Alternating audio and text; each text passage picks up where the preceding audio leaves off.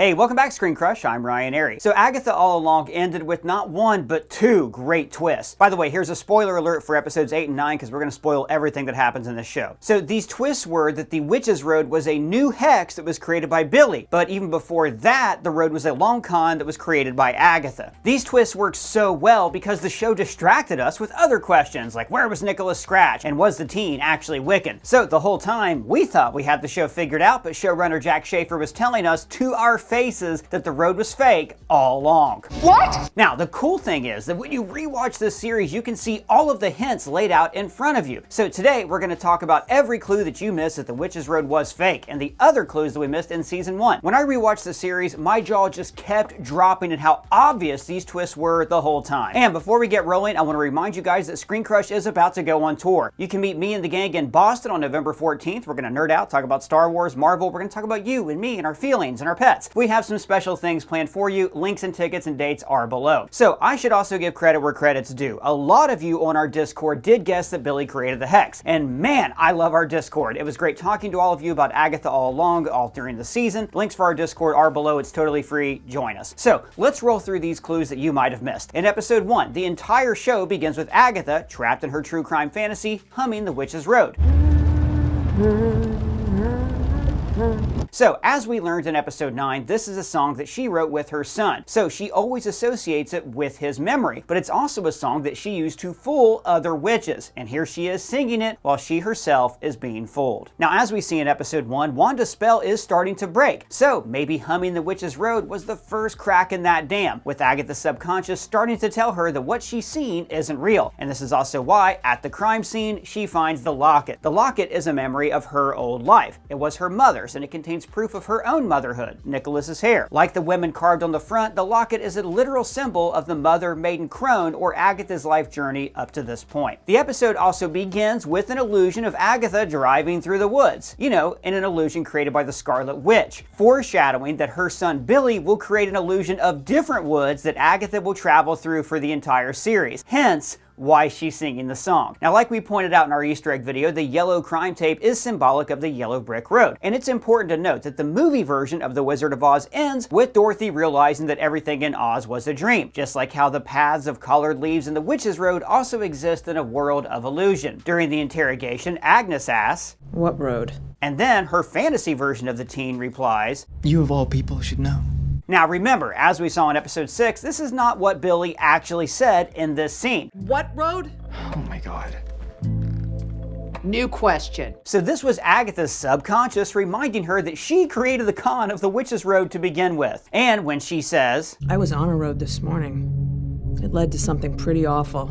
Agnes thinks she's talking about finding Wanda's dead body, but subconsciously, Agatha is remembering the original Witch's Road and her walk with her son, Nicholas. That Witch's Road did give her her heart's desire, to be with her son, but it ended in tragedy, her son's death. And that makes the road symbolic of the cycle of life and death. We live, we love, we suffer, we die. It is a natural part of life, but sometimes it is hard for us to cope with this cycle. Like Agatha goes through an unimaginable loss, but instead of dealing with the pain, she cuts herself off emotionally for centuries. And this is something we can all relate to. Like whenever you go through any kind of traumatic or stressful situation, the anxiety robs our ability to cope with those emotions. Like right now, something like 76% of Americans are having anxiety over the election. People are losing sleep at night. And I am telling you, if you are anxious all the time or stressed or depressed, I have to recommend therapy. And I'm speaking from experience here. For years, I bottled up my social anxiety after COVID and didn't deal with some very traumatic stuff from my past before I finally dealt with this through therapy with BetterHelp, the sponsor of this video. I connected with a great therapist through BetterHelp, and in the first session, she pointed out things about myself that I never realized, which have changed now how I interact with people in my everyday life. Therapy helped me to address my work-life balance and overcome the social anxiety that I've had since the pandemic. After a few sessions, my therapist made me realize that all the things I was afraid of really didn't affect my life in the grand scheme of things, and I will always be grateful to her for how she helped me. It was like therapy lifted a weight off my shoulders. shoulders. And this was all because BetterHelp makes therapy easy. It is an online platform where clients and therapists can communicate. I used it for video chat, but I was also sent worksheets that helped me through my problems. They also have services like a reflection journal and group sessions on a number of different topics. Guys, starting was easy. You fill out a questionnaire and you'll be matched with a therapist in as little as 2 days. And if the therapist isn't the right fit, you can switch until you find the right person. They also carefully make sure that therapists on the platform are well qualified and their customer support team is there to help you if you have any questions. BetterHelp has more than 7,000 reviews and a 4.5 rating on Trustpilot, so this is a platform that you can trust. So if you're struggling and think that you'll benefit from a therapy session, click the link in the description or go to betterhelp.com/ScreenCrush for a discount on your first month of therapy. It really helps out the channel and I hope that it helps out you. Now back to Agatha. So here's another obvious hint from episode 1. The end credits are Billy's Google search and research into the Witch's Road. And this is what I loved about this show so much. Yes, it was filled with all these Easter eggs, but they weren't just member berries. Everything we saw on the road was there for a reason, because it was personal to Billy. So all of this research leads to a final shot of the Witch's Road, saying that Billy's compilation of information created the Witch's Road until after the reveal in episode 8 that he created the road. And then the final 2 episodes instead end in Billy's room, which you know was the actual road the whole time. Now in episode 2, when the teen says, I want you to take me there. Agatha tells him, The Witch's Road doesn't exist. but then Billy replies, That's just what real witches say to keep the amateurs out. and this is what makes Agatha's lie so genius. She created a story that people wanted to believe. They believed it so hard that they lied to themselves just because it gives them hope. Just like how we, the comic fans, are watching this show and we're digging how they adapted the Witch's Road from the comics. So we're not even considering that could all be a fantasy. Billy also says, The road promises that what's missing awaits you at its end. and for centuries this was true for Agatha. What she was missing was power, and that's what she always gained when she took the witches to the Witch's Road. When Agatha and Billy drive around, notice the fake pearls hanging from his rearview mirror. Now at the time we were like, oh yeah, those are the pearls that Wanda wears in episode 1, and this means that Billy is her son. But actually, this was really hinting that this episode would end with Billy creating a fantasy world just like his mom did in episode 1 of WandaVision when she wore these pearls. Now when they meet Lilia, Agatha naturally pretends to be in distress. Good day, madam. Thank you so much for seeing us.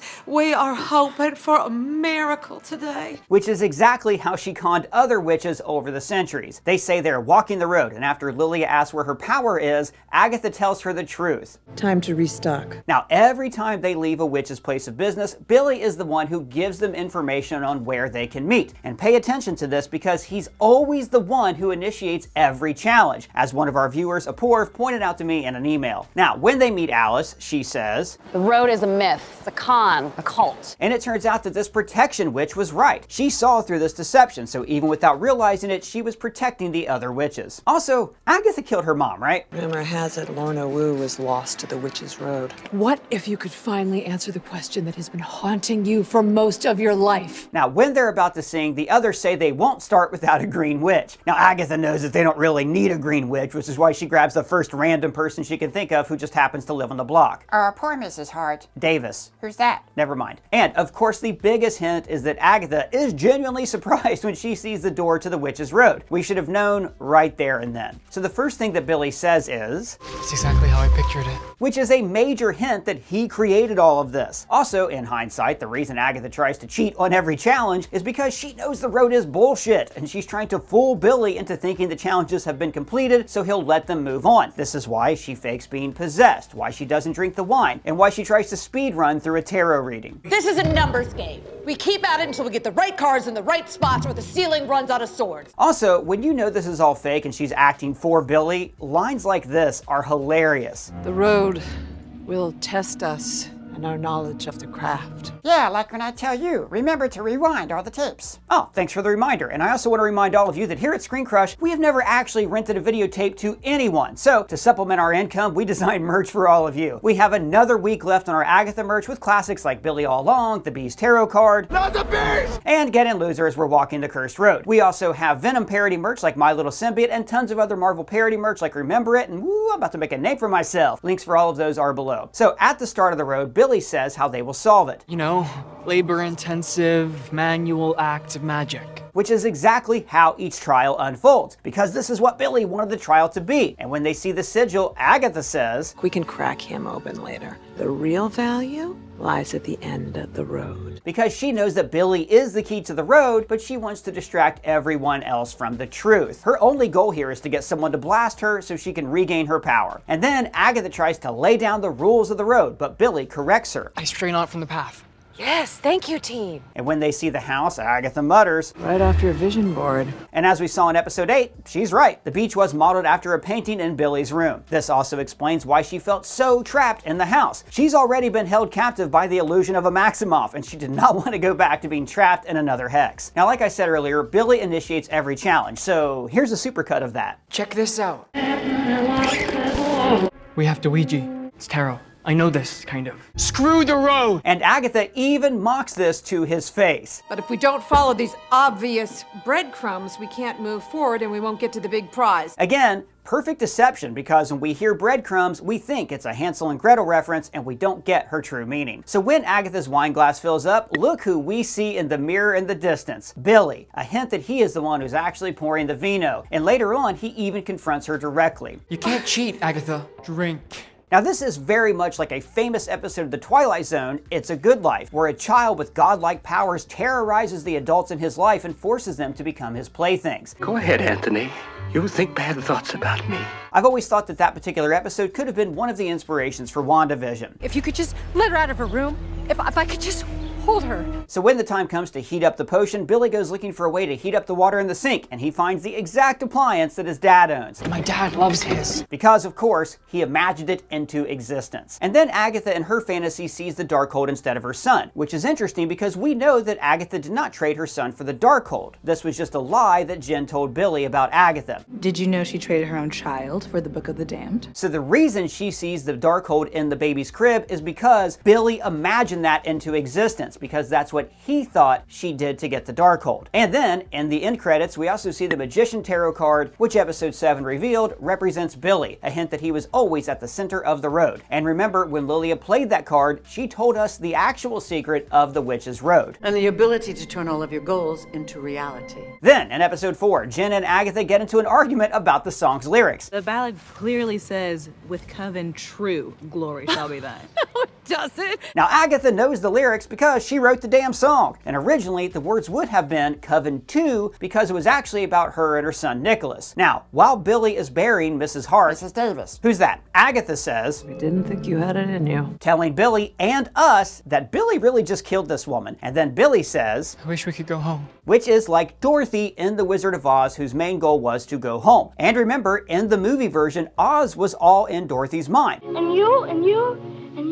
And you were there. Just like the Witch's Road is all a concoction of Billy's subconscious. Now, in the studio, he even says, Seriously, we're an album cover waiting to happen. because this is how he imagines the album cover. And later in his room, we see that he loves this 1970s Fleetwood Mac aesthetic, which is why he creates these costumes for them. Also, I should note that Wanda also created clothes for people in the Hex. If we knew or suspected the whole time that the teen was actually Billy Maximoff, then we really should have guessed that he was the one making period fashion choices, just like his mama. And while I'm talking about costumes, I should point out that everybody takes turns being embarrassed or outright hating their trial clothes. What are you wearing? I don't want to talk about it. But Billy always seems to love his outfits. Well, if the cheekbones fit. And in the 80s episode, he even gives himself clothes that match his red and blue clothes that he wore when he was inside the Hex. Now, in one of our Easter egg videos, we pointed out that this episode is inspired by two horror classics, Suspiria and Carrie. And later on, we do see a poster for Carrie on Billy's wall. But look, these are not just cool Easter eggs. This is Billy recreating his favorite media with human test subjects, just like how his mom recreated a sitcom fantasy world using real people. I should also note that Carrie White is a teenager with mental powers who uses her abilities to trap people into a room and punish them. Not too far off from another teenager, Billy Kaplan, doing the same thing to the Coven members on the Witch's Road. We should have even guessed this by the fake stage pyro that ignites during the song. In episode 5, it was very, very easy for them to break off those tree roots to create brooms, right? Also, notice how the road below them looks like the creek next to Wanda's body in episode 1, a hint that these woods were also fake. And as soon as Billy says, Why haven't we been doing this all along? they are forced down, almost as if Billy's subconscious is telling him that if this is too easy, then the road won't be fun. So, in the cabin, Billy not only initiates the challenge, but he also ends it. Nicholas Crash! Now, I I don't actually think this was Agatha's son. I think this was Billy manipulating the Ouija board. And at the end of the episode, when he says, "Killing people to serve your own agenda. Not for me." this is when Agatha finally can't take it anymore and basically tells him who he is. Are you sure? You're so much like your mother. Episode 6 is the one that gives us the most clues, some of which we talked about already. It starts here with this cabinet that houses the Torah, which looks like the trees from The Witch's Road. Also, in young William's room, he has a poster of The Wizard of Oz, the same version of the poster that we see in the end credits, a major hint that he was creating his own Oz fantasy made from his research of The Witch's Road. We also learned that Lilia places the sigil on him, which we really should have guessed because the sigil was on these promotional tarot cards that featured every character on them. And since Lilia is the divination witch, she is the coven member who was most closely connected to tarot. In Billy's room, we see the aforementioned poster for Carrie, but also the movie Saw. That is a movie about a series of death traps created by a sadistic killer. This movie inspires Billy to create a series of death traps for his coven, much like Jigsaw in the movie. And in this wide shot, we can see the leaves hanging up here that would inspire the multicolored path of the Witch's Road, which was laid out pretty clearly in Billy's Usual Suspects moment in episode 8. Hell, even the record playing in his room is the exact same album pressing of the Lorna Wu record in episode 4. I also want to point out that over the next 3 years, Billy totally changes his room as he enters puberty. But he kept that Wizard of Oz poster. This is another hint that Billy/William remains a huge Ozophile, and that the movie story structure would influence his creation of The Witch's Road. He even has this hourglass on his shelf, similar to the one we see in the Tarot Challenge, which was also inspired by the hourglass in The Wizard of Oz in the Witch's Tower that counted down to the end of Dorothy's life. And back in the present day, when Agatha explains how she knew that he was Wanda's son, she says, "I wasn't sure, until..." Now she is talking about when he was screaming about the Salem 7 and then the door appeared. And then in episode 7, he starts to see through her long con. Now I wonder if you've ever been on the road at all. And when they reach a moment of helplessness, he says, "I wish Lilia was here." Which is exactly when Lilia bursts in, because subconsciously, Billy created the path to the room and arranged for these events to happen. And then episode 8 is the one that fills in all of the blanks. The first major clue was this sentence that Rio doesn't get to finish. This walk with another woman's son on a road that doesn't... Stop! And then Rio leaves by actually cutting through the backdrop. There's so much to unpack with that gesture. Showing that the road is actually a theatrical backdrop is another visual callback to the painted backdrops in the film The Wizard of Oz. But also it shows that Rio was never bound by the rules of this deception. Ever since she appeared, she hasn't really taken anything seriously. We're supposed to walk this thing, right? Yeah, just right this we are. Like for instance, in the band challenge, she casually reads a newspaper. That's the curse. And she generally acts like an adult who wandered into a children's game of The Floor is Lava and doesn't feel bound by the rules of this game. Also, death cutting through the backdrop foreshadows Billy zipping down the body bag, another symbol of death. And while we're on the subject of theatrical backdrops, later on we see that Billy has a poster for the famous Buffy the Vampire Slayer episode, Once More with Feeling. Now, this episode is a landmark episode because it's a musical, but it's actually about Buffy struggling to come to terms with having just died and come back to life, just like what happens to Billy. Now, when Agatha falls to the ground here, she gets so pissed off at Billy, and in hindsight, it's hilarious. That's it? How exactly do we get off? In the final trial, when Billy is talking about his resurrection, he says, "I know how I did it." And this is very similar to what his mom said to Agatha by way of Pietro. I don't know how I did it. And of course, that's why Agatha replies, "You never do." And this is the ultimate Wizard of Oz moment. In Oz, Glinda could have told Dorothy from the beginning to click her heels together and go home. The shoes were the key to Dorothy's heart's desire. Just like how on the Witch's Road, the appearance of the shoes symbolizes that the way home was inside of Billy all along, and he's not able to get to that last trial until he puts on the shoes. Now, much like how Glinda could have helped Dorothy, Agatha could have helped Billy find Tommy at any point during the road, but she didn't until they had completed their journey. And of course, there were no more witches for her to steal power from. Later in Billy's room, we see the Moon Tarot card. Now, when upright, this card means illusion and fear. And remember, back in episode 2, Billy created the Witch's Road illusion because he was so afraid of the Salem 7. And finally, I just want to throw out a few hints that Rio was death all along. You know, we knew from a leaked Funko Pop that she was death. We didn't mention it in Easter egg videos, but in hindsight, when you go back, there's some really cool hints. In episode 6, she's not around because she's busy escorting Alice to the underworld. And when Rio sees Billy, Agatha looks at her and says, Don't. And then later, when Rio says, That boy isn't yours. She doesn't mean, hey Agatha, he's not Nicholas. She means, that boy is mine because he is supposed to be dead. And finally, and this is really sweet, Agatha watches over Billy when he sleeps because Nicholas died in his sleep. So guys, that's all the hints that we found, but I want to remind you, links to our live show tickets are below. We're going to have so much fun. I look forward to seeing you guys on the road. Don't forget to shop our merch store, join our Discord. Links for everything are below. But are there any hints here that we missed? If you found any, let me know down in the comments or at me on Twitter. And if it's your first time here, please subscribe and smash that bell for alerts. For ScreenCrush, I'm Ryan Airy.